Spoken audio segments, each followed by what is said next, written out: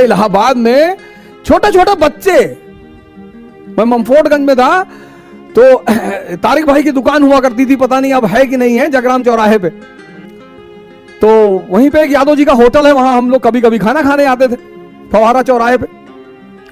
तो एक बार एक लड़के से मेरी साइकिल लड़ गई, छोटा सा बच्चा था।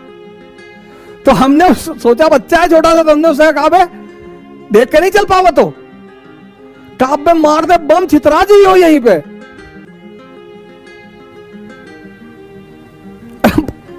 कक्षा 2-3 में रहा होगा, एकदम तंग पलट के खड़ा हो गया।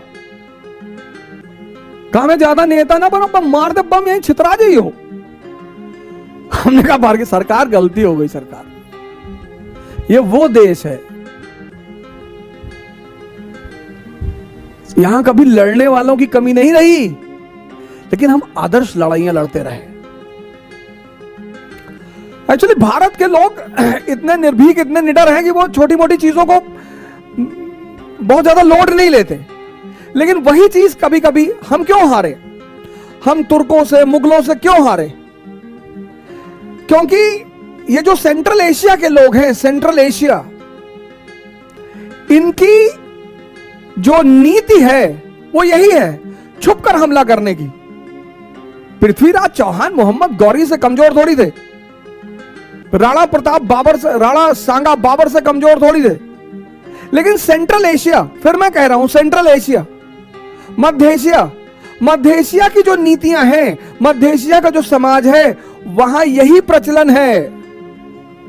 शकुनी भी तो अफगानिस्तान के हैं।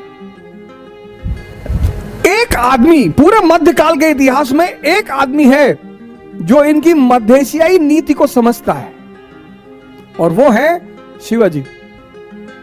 इसलिए इतनी बड़ी मुगल सेना शिवाजी का कुछ नहीं कर पाई, क्योंकि वो उसी भाषा में जवाब दे रहे थे जिसको ये समझते हैं।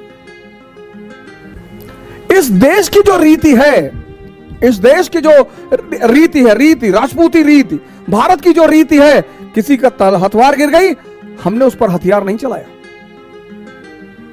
ये इस देश की महानता है, ये इस देश की महानता है। लेकिन आदर्शवाद सिर्फ उस आदमी के सामने काम आता है जो आपके बराबर का आदर्शवादी है। आदर्शवाद दुर्योधन के सामने नहीं लगाया जा सकता। आदर्शवाद दुर्योधन जैसे लोगों के सामने नहीं लगाया जा सकता। आपका झगड़ा है भीम से, आपका झगड़ा है युधिष्ठिर से, आप उनसे लड़िए। आपके घर की स्त्री, आपके घर की स्त्री, आपके घर की, और आप उसकी साड़ी उतार रहे हैं। सिर्फ यही एक मुद्दा काफी है दुर्योधन और उसके साथ खड़े हुए लोगों को किसी भी तरह से मारे जाने को सपोर्ट करना। बस यही एक आधार काफी है। तुम इतने बदतमीज हो। हमने कृष्ण से कुछ नहीं सीखा, हमने राम से कुछ नहीं सीखा। राम कौन सा पिस्टल लेके सबको मारते घूम रहे, हाथ जोड़ रहे समंदर को। राम समंदर को हाथ जोड़ रहे हैं, भगवान है, इसीलिए भगवान है ना। समंदर सामने पड़ गया। लक्ष्मण जी थोड़ा सा है पूर्वांचल टाइप के,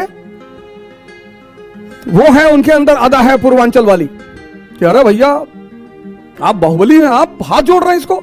लेकिन राम भगवान है ना, मर्यादा पुरुषोत्तम है, तो हाथ जोड़ते हैं समंदर को कि भैया चाचा हमको रास्ता दे दो। समंदर की अपनी मजबूरियां थी, नहीं दे पाया बेचारा। प्रभु दर्शन को अति व्याकुल था, नहीं दिया, नहीं दिया। तो जब 3 दिन बीत गए, तुलसी ने कितना बढ़िया लिखा है, विनय न मानस जड़ जल गए 3 दिन बीत, और बोले राम सकोप तब भय बिन होए न प्रीत। ये देश अपनी संस्कृति को भूल गया, अपने इतिहास को भूल गया। कौन कहता है मारते घूमो सबको, लेकिन युद्ध सीखने के लिए किसने मना किया है? राम से जो गले मिला वो उससे गले मिले, कृष्ण से जो गले मिला वो उससे गले मिले। लेकिन जिसने बदतमीजी की, भारत को ऐसा बनना है।